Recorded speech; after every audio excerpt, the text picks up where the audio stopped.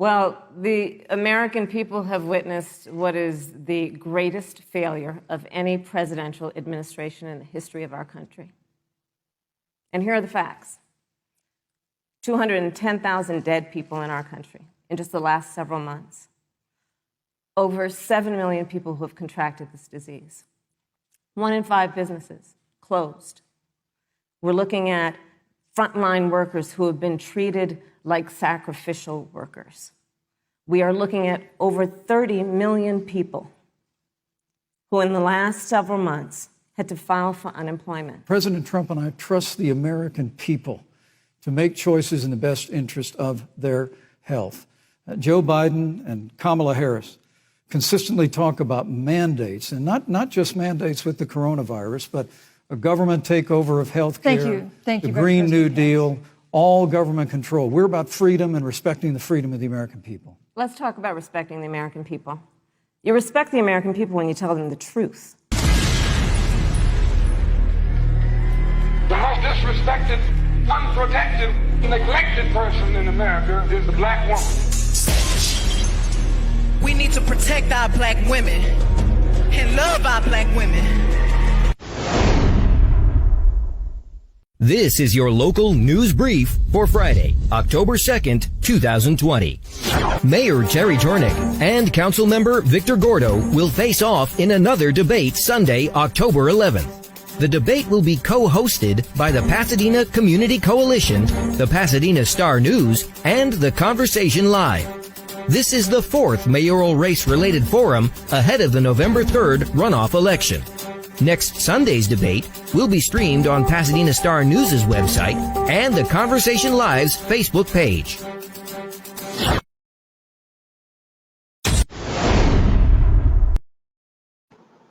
James Farr live from Pasadena Media Studios. Get ready for more piercing and provocative. The Conversation Live starts now.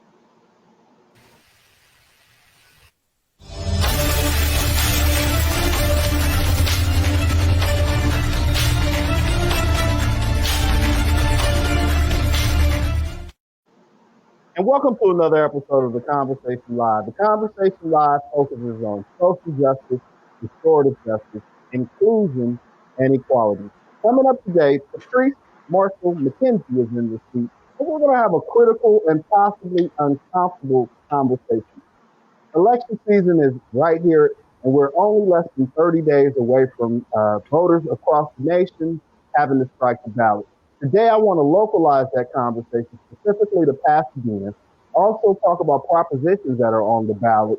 But guess what, folks? We're going to have this conversation through the lens of the Black experience and how this could potentially impact Black voters. Let's go ahead and welcome Patrice in the seat. Patrice, hi, how are you, James? I'm good. Thank you so much for being here with me today. I know you have a busy schedule, and but you found some time to sit down and talk with us. So we're going to jump straight into it because we got a lot to unpack and not a whole lot of time to do it. First reaction I want to get from you. Senator Kamala Harris and Senator Mike Pence's debate last night. What was your reaction to it? I think that she did a masterful job in being authentic, being factual, laying out the Biden-Harris vision for building back better for America, and also what the value is and representation is and the importance is of having Black women in particular places and spaces. Okay. Do you agree with her? I mean, in her assessment that this is, basically the worst presidency in the history of the United States, is that an opinion you share? It is most definitely a shameful presidency. We have not yet seen in a very, very long time the number of preventable deaths that we have seen under this administration for just lack of care, lack of transparency, and lack of willingness to do their actual job, which is to govern. And when you govern, you have to make difficult decisions, even if it's not popular. Mm-hmm. Yeah, I mean, I've tried to reserve some opinion about the presidency. For me, I was a single issue voter in this space, and it dealt specifically with COVID. And so when it hit home, it really hit home. But my perspective is I'm unbothered come November 4th because, I still will wake up as an African-American man and still have the challenges in front of me. But I know you're biased. Senator Harris is an AKA, you're an AKA. What does that mean to you, your organization, to Black women across this nation that potentially an African-American woman could be second to the presidency? So for full disclosure and transparency, Alpha Kappa Alpha Sorority Incorporated is a 501c7 organization, which means we do not endorse candidates or take issues on partisan activities or issues. But I will say that Patrice Marshall McKenzie as an individual is very proud of Senator Harris. I was proud to stand with her and support her when she ran for president in the primary. I am proud to stand with her as the VP nominee now. And I think that her presence in this role will lay the foundation for young women who come behind her to know that there are not limits on their dreams.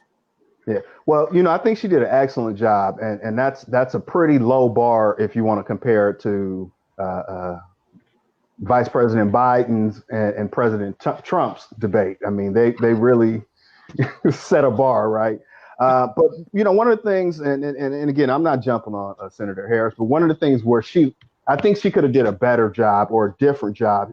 Pence gave her an opportunity to discuss her record as a DA in San Francisco. And I think that would have been an opportunity for her to reconcile, why she railroaded so many African-American men into prison. How do you reconcile that? I mean, was she just doing her job, or is she climbed the back of Black men and ascended to the ticket? So I would say that to be able to unpack, 8 years of service in 2 minutes is very difficult. And there are also a lot of nuances. The district attorney is the person who implements the law as it is and brings charges when necessary. She does not write the policy that mandate what is a chargeable offense, what is a criminal offense, and what the sentencing guideline is for said offense. There are a lot of things in her record that are misrepresented. For example, she did not put any parents in jail for truancy. The parent who alleges that she was jailed by then Attorney General Harris's record as Attorney General, this parent failed to notify her school district about her child's illness, and the child missed almost 100 days of a 180-day school year. And then that was also the Orange County District Attorney who took those actions against the parent. So because she was the person that introduced the policy, she then is the person that was laid blame for that action. So there are lots of things in her record that she is being blamed for that are not necessarily her direct action or responsibility. That's fair enough. I mean, and on both sides, people allegedly committed crimes or were arrested for a crime. And so, she's a reaction to, what happened on the ground. A quick reaction, Meg Thee Stallion on SNL. I don't want to get into her performance because I've gotten a ton of emails that told me I should not have said anything. I didn't like it, but that's just me.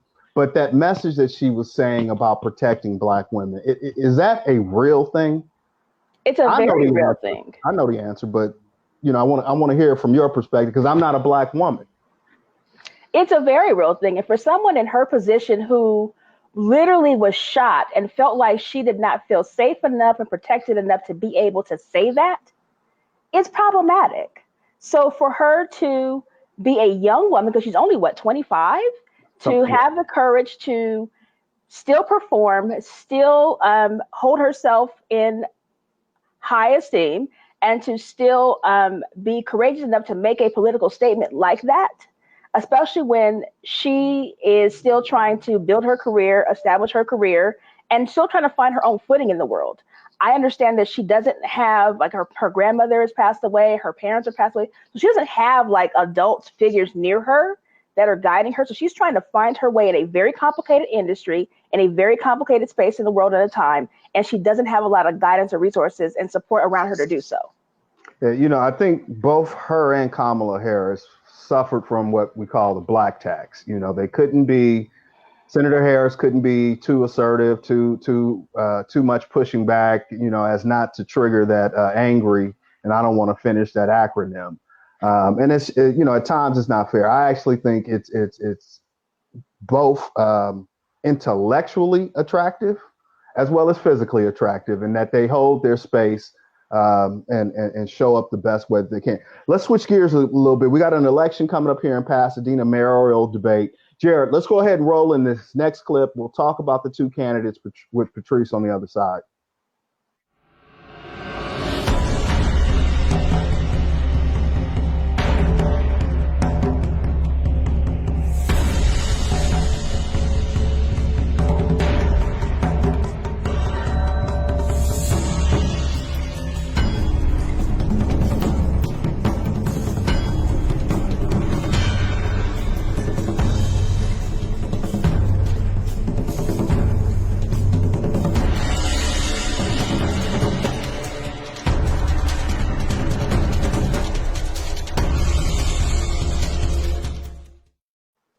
Welcome back. This Sunday, 3 p.m., you can watch the great debate, Pasadena's next mayor, at 3 p.m. It'll be airing live on this page, Conversation.Live on the Facebook page, as well as the Pasadena Star News YouTube channel. Patrice, Gordo, Tornick, what do you like about each of them? I will say that they both have a commitment to serving Pasadena. Their records are different, their service is different, their path to service is different, but I do believe that both of these men have a clear passion and a clear desire to serve Pasadena well. What do you dislike? I think that they both have made decisions in their past that have not necessarily been the best for Black people. So you have to take that in a grain of salt. And I also want to be honest and allow people the opportunity to grow, to learn, and to evolve on positions. So I don't want to be a grudge holder, but I certainly have had experiences with both candidates that have been less than favorable. But I have had different experiences over the last, I would say, year or so. So I think that it's evidence of growth. You got a prediction? Just that it's going to be tight either way. Okay. I'd say a 3.5 point margin at best. That'll separate the winner. Okay, because it was almost 2,400 votes that separated them in the primary. Hardin and Williams accounted for almost 10% of the vote. So I think, where do those votes go? Where do you see Hardin's votes go? Where do you see Williams' votes go? Do they go to Tornick? Do they go to Gordo? What does that look like? Oh, that's too hard to call. Mm-hmm. That's really hard to call. I think there's a section of people who voted for Hardin and Williams for various reasons. There are those who believe that candidates should not be sort of entrenched and established in the machine, so to say. And then there are some who think that they just wanted to see a new fresh perspective. So it could be anyone's call as to where those votes go. Well, we'll see. The election is November 3rd, and we got a lot to unpack in a short amount of time. Let's jump into these propositions. Jared, let's go ahead and roll in this next clip. It's Proposition 15, and it deals with taxes. Prop 15 is about how much businesses and corporations pay in California property taxes. Since 1978, all property taxes have been based on the purchase price of the property, not its current value. Prop 15 would change that, but only for commercial and industrial properties. The measure would require owners of these properties to pay taxes that more accurately reflect the present-day values. Residential properties like your home would not be affected. That extra tax revenue would go to local government services and schools. The changes would come in phased in over 3 years. Some small businesses would have a longer transition period to the higher taxes. Other business property owners could actually be exempt from the new law. Supporters, including a long list of Democrats in Congress, Joe Biden, the ACLU, and several unions, say major corporations shouldn't get the same tax benefits as homeowners. Opponents say that Prop 15 could discourage companies from setting up shop in California.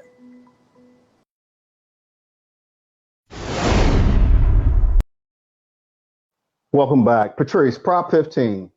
Yes or no? Is that good for the Black community? Yes. Why? And it is good for the Black community because Prop 15 has the opportunity to infuse about $12 billion into local economies statewide. That money goes to emergency services, parks, libraries, and other resources that have been disinvested. It also goes into schools that have been disinvested, and public schools have certainly taken the biggest hit over the last 40 years since Prop 13 was implemented, and the tax revenue base fell from capping those property tax measures. To be clear, the notion that this will hurt small businesses is inaccurate. The threshold is for businesses that are valued at $3 million or over, and it also phases in over a certain number of years. So it gives businesses an opportunity to sort of reset and to get themselves calibrated for an adjustment in taxes. Okay, let's move to Prop 16. Jared, let's roll that clip in. California will get a do-over on affirmative action. It's been 24 years since California voters considered whether race, ethnicity, and gender should be considered in awarding government contracts and admission to the state's colleges and universities. Back in 1996, such considerations were outlawed. Proposition 16 would repeal that law, allowing affirmative action to again be widely used in the state. Those in favor say that systemic racism is more prevalent than ever. In the wake of police brutality, social unrest, and generations of racial inequity, they say Prop 16 would once again protect against such discrimination. And it would offer equal opportunities in hiring and education. Those opposed argue that Prop 16 is in itself a form of racism, giving special treatment based on race rather than individual merits, and is a misguided attempt to rectify recent events. Thanks for watching. To learn about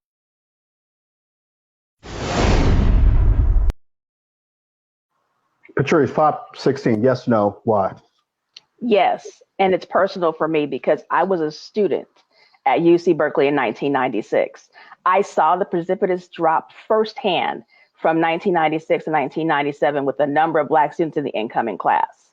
And from then until now, it has done nothing but drop. We have also seen billions of dollars in contract opportunities be out of reach for Black people, for people of color, for women-owned businesses because of the language in the public contract code that precludes agencies and organizations from being able to do direct outreach to minority business owners, to women business owners because of the language in Prop 209. It is time for this economic injustice, this social injustice to be righted. Okay, let's bounce to Prop 17 and suffrage. Jared, roll the clip in, please. In California, those convicted of felonies aren't allowed to vote until they've completed their parole. Proposition 17 would change that, allowing parolees to vote. This measure was put on the ballot by the state legislature and follows a trend in other states to restore voting rights to those on parole. In California, this measure would affect about 40,000 parolees. Those in favor of Prop 17, including several Democrats in Congress, say parolees are often working, raising families, and paying taxes, so they should be able to vote. Opponents, mostly Republicans and conservative activists, say parolees are still completing their sentences and have yet to regain the trust of society, so they don't deserve the privilege of voting. Thanks for watching.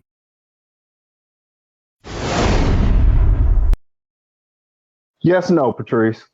Yes, I am always going to support opportunities to expand our electorate. Absolutely. And I think what also should be noted, and I'm often surprised how many people don't know this, in the state of California, we're not Florida, we're not a lot of other states. A convicted felon can vote as long as they are not on paper. And that's what this law is looking to overturn. And so even someone who has been arrested and is in the county jail, and that case has not been adjudicated, you can vote from jail as well. So we want to make sure that we clear up that misconception. Jared, let's go ahead and roll in the next clip. We're going to power through this. Patrice, we got about 6 minutes before we got to get out of here.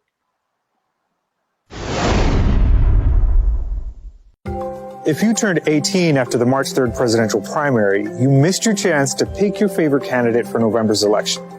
Proposition 18 would change that. This amendment to the California Constitution would allow 17-year-olds to register and vote in primary elections, as long as they turn 18 by the general election in November. Supporters say more young voters will get engaged with issues and come out to vote if they can participate in the full election cycle, including those primaries that are held earlier in the year. Those opposed say that 17-year-olds are still considered children and are under the strong influence of their parents and teachers, which means it's less likely that they would express their own choices in voting. Proposition 18 was introduced by the California State Legislature and would be considered a constitutional amendment.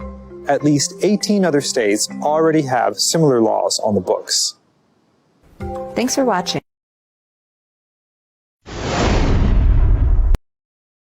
Prop 18, Patrice. Yes, no, maybe? Yes. Why? I want to expand the electorate.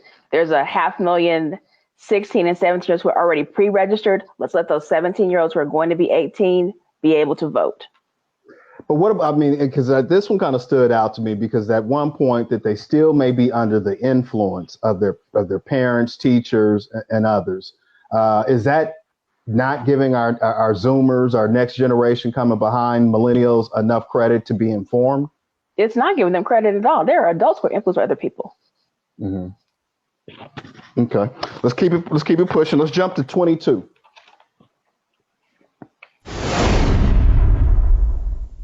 Remember the controversy last year over AB 5 or Assembly Bill 5? The law made it much harder for some companies to treat their workers as independent contractors as opposed to employees. This had a big impact on the gig economy, including companies like Uber and Lyft.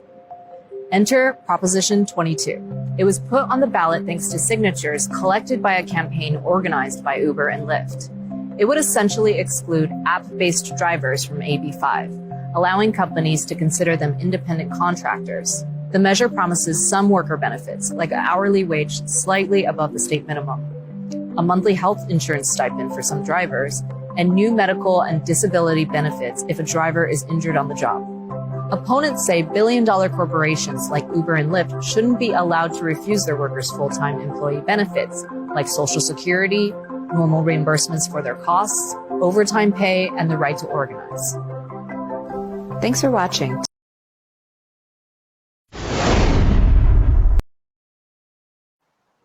I think we're going to disagree on this, Patrice, but I'm curious to know, what do you think about Prop 22? I am a no. Why? And I'm a no because I do not believe that this sort of issue about labor and employment should be legislated at the ballot box. I also struggle with the fact that there is language in this bill, in the initiative, that says in order to overturn it or change it later, you need 7/8 of the Assembly and the Senate to vote affirmatively to make this change. That is problematic for me on multiple levels. Okay. I look at it from an end user experience and the ramifications that AB 5 had on freelancers across the spectrum. I'm one of them, a creative, and it hurt our industry tremendously. And I'm also a very frequent and almost exclusive rideshare user. And I can't think of any driver that I've talked to who's in favor of being on a regimented schedule and made an employee.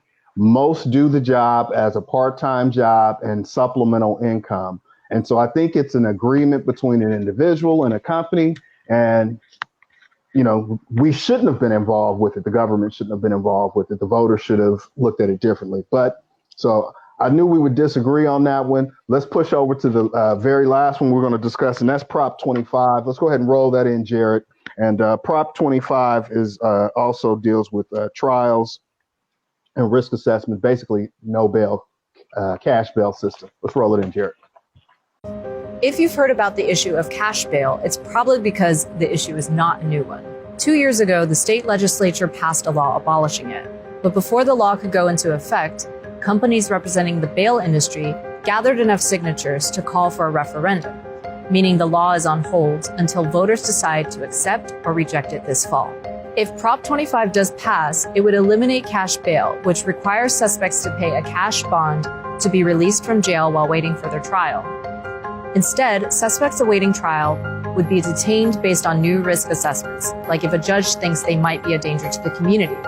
Those in favor of Prop 25, including California's Chief Justice and civil rights groups, say the cash bail system has too often been based on the ability to pay rather than public safety. Those opposed argue that the use of formulas to determine who qualifies for release prior to trial could be problematic. Patrice, Prop 25. I think we're going to agree on this. Yes, no, though. I am still undecided on it because there are things in, I will say on principle, I do agree with there not being cash money bail because the system is not equitable and it certainly has impacted Black people in a disproportionate way. I'm not sure that the language in full, the way that Prop 25 is written, allows me to be a full yes on the issue. I'm still in the process of doing further research and making a final decision on it. But in concept, do I support ending cash bail? Absolutely. And to my knowledge, that has already been done by the legislature. So again, why are we bringing issues that should be done at the legislative level to the ballot box? I have a problem with that on a lot of levels. Okay.